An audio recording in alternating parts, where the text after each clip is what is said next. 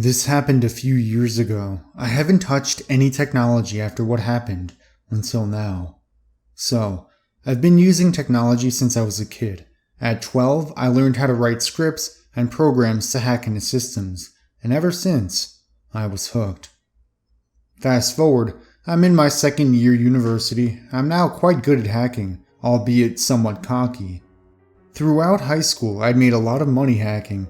People would come to me normally to recover their hacked social media accounts or to hack into their boyfriend's phone to read their text messages. I was known as the guy to go to if you wanted something hacked. Even my school occasionally came to me for help if some script kiddie shut down the school's website with low-orbit ion cannon. Like I said, I made a lot of money doing this throughout high school. Halfway through my second year of university, I started getting bored of this. The money was good, but there was no thrill. One of my friends told me about this cool thing called the dark web. I had heard about the dark web before, but it never seemed that interesting. My friend told me how it was full of drugstores, weapons dealers, hackers for hire, and a bunch of fucked up animal and child porn. As a hacker and a stoner, the dark web seemed right up my alley. When I got home that day, I fired up my computer and did some quick Googling. With my vast knowledge of technology, it didn't take me long to get set up with Tor and Tails installed on my computer. I sped through the hidden wiki, finding most of the websites boring or dead. I texted my friend asking if he had any interesting link directories. He replied, "Here are a few of the ones I use." He sent me about 5 links to directories. I decided to click the second one and see what I could find. I scrolled through the directory for a few minutes. He was right about how interesting the dark web was. I couldn't figure out where to start, so I clicked on a chat room. The website looked old and primitive, but surprisingly, there was one person online. I started talking to him. He seemed kind of shady, but it was better than scrolling through a bunch of dead websites. He said he'd been on the dark web for a while. Finally finding someone with a vast knowledge of what's on the dark web, I asked him if he had any interesting links. He sent me a link, then immediately left the website. I had no idea what was hidden behind the link. Looking back on it, oh god, I wish I hadn't clicked it. At the time, my own curiosity overwhelmed me, and I clicked the link without giving it a second thought. After it finally loaded, I was presented with a pop-up box. It said in red text, "If you don't know what's next, you're probably in the wrong place." There were 2 buttons, continue and leave.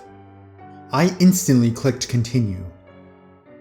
The biggest mistake of my life.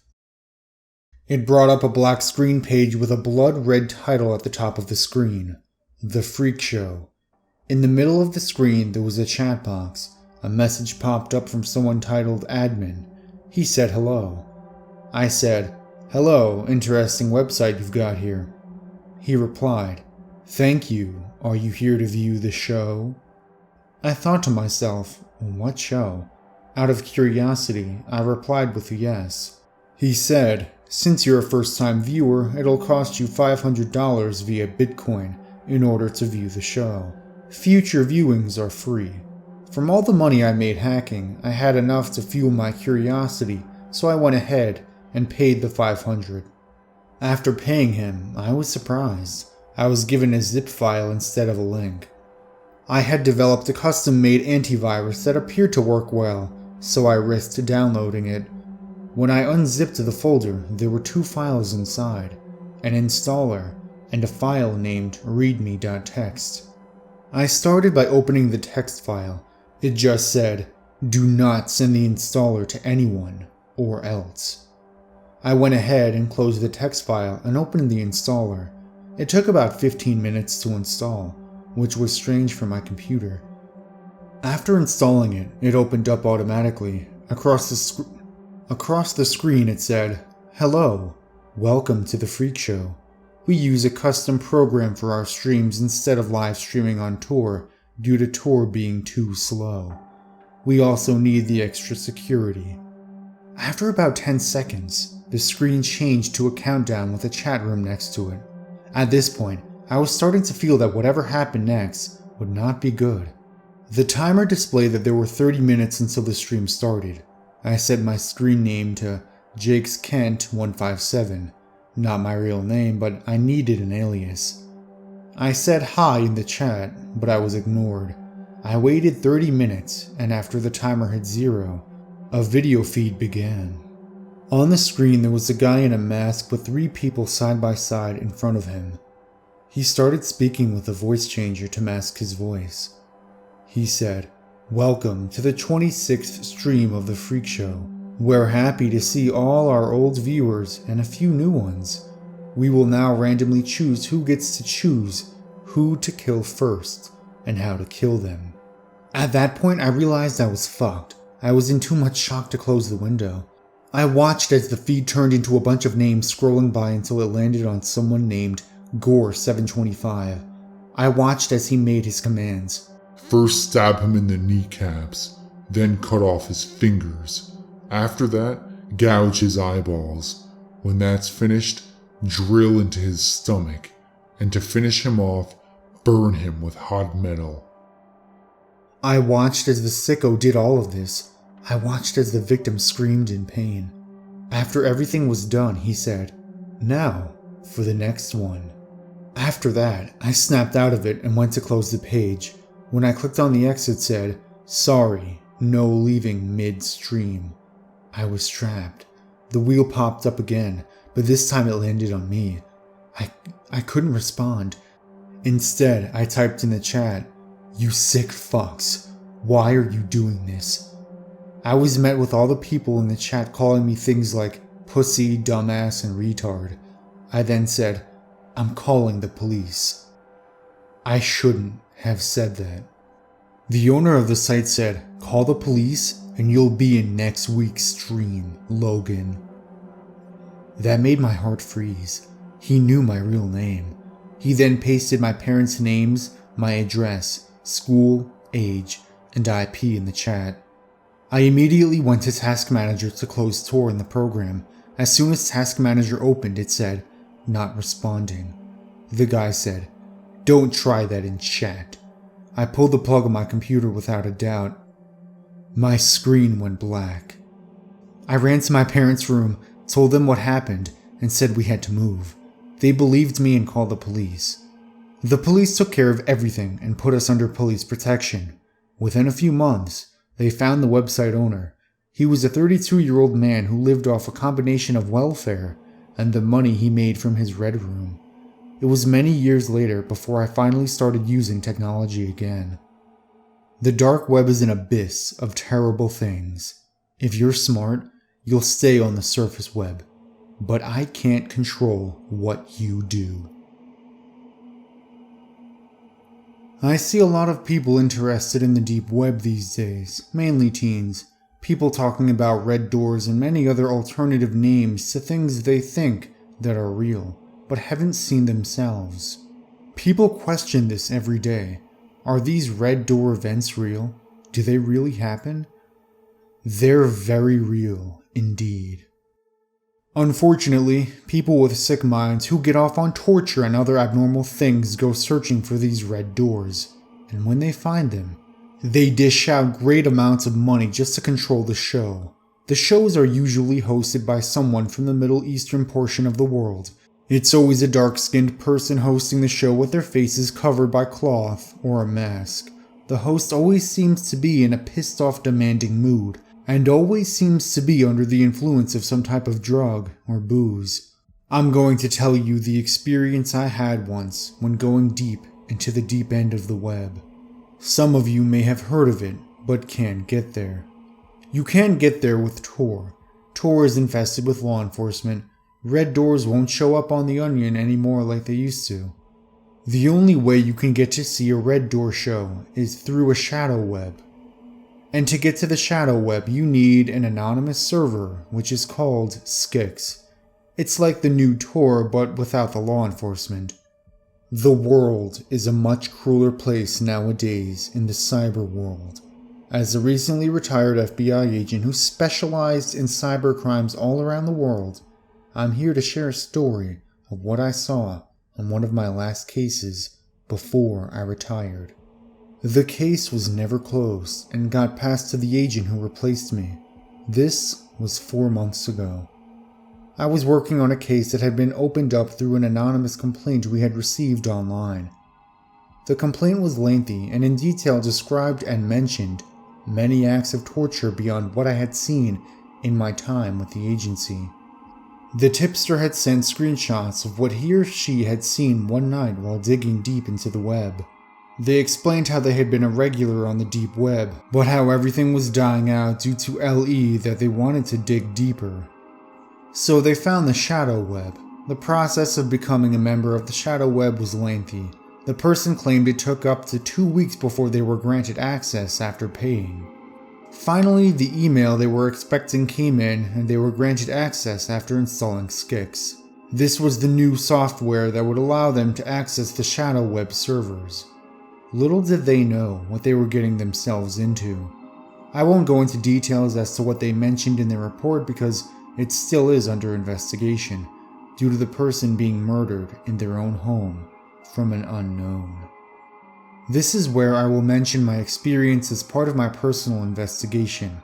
I was given a link to the shadow web by the recently deceased. With permission from my big head, I was able to sit down and proceed. I took the security precautions and paid the fee. It took the shadow web admin 2 days to send the email allowing me access. In the email, they prompted me to join as many as 4 live sessions that were going throughout the week. One of them was called Shark Bait. Another was called Shit Cereal. The other 2 are too gross to mention. The shadow web entrance that I was given was a portal to about 10 other websites through the shadow web. The websites didn't have names. They were named by numbers in a 1 to 10 list. There were about 100 other websites on the bottom, but mainly were all under construction. On the main page, it showed the times and dates of the 4 shows they were going to be broadcasting live on the shadow web through a stream. There were archives that began in March of 2015 and ended in August 23rd. These archives were of previous live streams that had already happened. I decided to take a look. The one that I chose was called Salted Snail. I did not really know what to expect before clicking it. Judging by the name, I thought there had to be a snail involved. There wasn't. I clicked the link. It took me to a brown page with an ad and the video behind the ad. The ad started with a clown laughing. He then says, "Not so fast. You have to go through me before you see what you came to see." He reminded me of Captain Spaulding. He had severed heads in the background. His face was painted and smeared. His clothes were splattered with blood stains. In the end, he encouraged viewers to come join one of the next sessions coming up and to pay the fee to see the fun untold. He mentioned that the viewers were in charge and that they were in control of what happened to the victims. He then looked closely in the camera and said, "It's going to be one hell of a show." The ad ends. The video is now available to play. The video was titled Salted Snail. The video begins. No credit, it just begins. You see the clown again, walking out from behind a white curtain that has what looks like shit or blood smeared all over it, with light behind it. His face is painted, and he's naked. He walks out of the curtain, chuckling to himself and smiling, scratching his ass and balls. Then he walks towards the camera and shakes his penis in front of the camera and announces how happy he is to see new members. He then goes on a 30-second rant about law enforcement and how they can't catch him, and how he's in the US and how he lives next door to a state trooper, and how they will catch him, thanking all of his friends in China. I'm guessing hackers who keep him anonymous. After his rant, he then says the show is scheduled to stream for 15 minutes, so he has to stick to schedule because he is very, very hungry and hasn't eaten in the past 2 days. He then flashes his ribs at the camera. He wasn't that skinny. He then asks everyone watching if they're ready for the show. A lot of people responded in the side chat box, yes. He reminds everyone that he is in control for this show, not the viewers. He goes behind the curtain. He then rolls out a black barrel and places it in front of the camera. He then walks around the barrel, knocking all around it with his fists as if he was knocking on a door. He then kicks it hard with his heel. You can hear something in the barrel. He then grabs what seems like a flathead screwdriver and pries open the barrel. You can see a head full of hair as the lid opens. A girl, sitting there, alive. He then yells at her in Chinese to stand up. She can barely stand. Her body is so soggy from what I assume was water that she was in. He then looks at the camera and says, "Doesn't she look delicious? Delicious as cake." The girl had her hands tied behind her back and her mouth was bounded with multiple layers of cloth. She looked too weak to scream, too weak to escape or even attempt. She just stood there, from what seems to be like she was accepting her death. Then the clown went behind the curtain and came back out with a knife and a razor. He then got in front of the camera and said, "I love me some Chinese food. It's dinner time."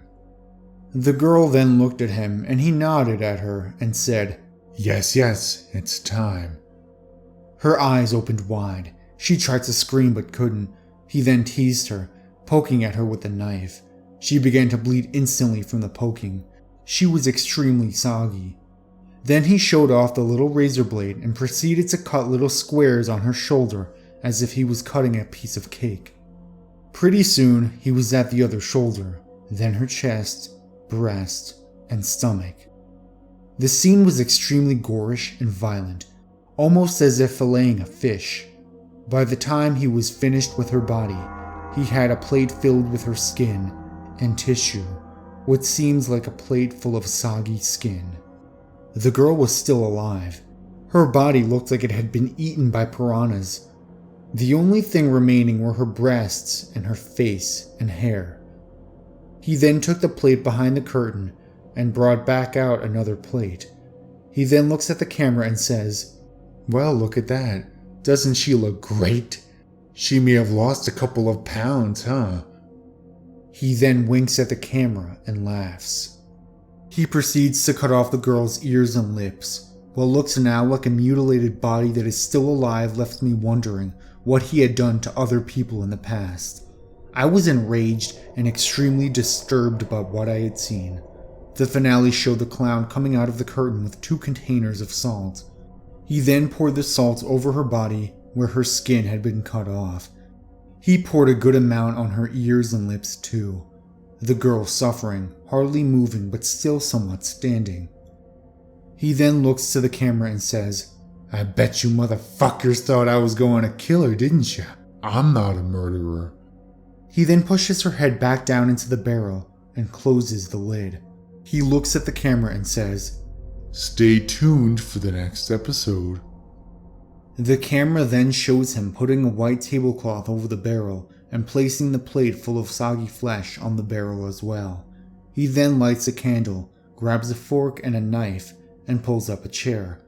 The camera shows him there eating the flesh while chuckling away and talking to himself. The screen then floods with the words, "Till the next episode," over and over and over with some circus music playing in the background. The camera then dims as it shows him there eating and laughing away. The black screen shows the words, "Offline." I immediately become concerned for the girl. She was Asian. The clown clearly looked American, or sounded American at least. He really resembled Captain Spaulding from The Devil's Rejects or House of a Thousand Corpses. I'm at least assuming that is what he was trying to be like. I contacted my chief and had a personal meeting with him and explained everything about what I had seen.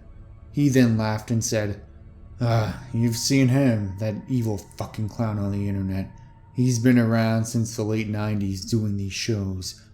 He seems to buy women off the market and then tortures the shit out of them." He then shrugs his shoulders and says, "We don't know who he is or where he's located.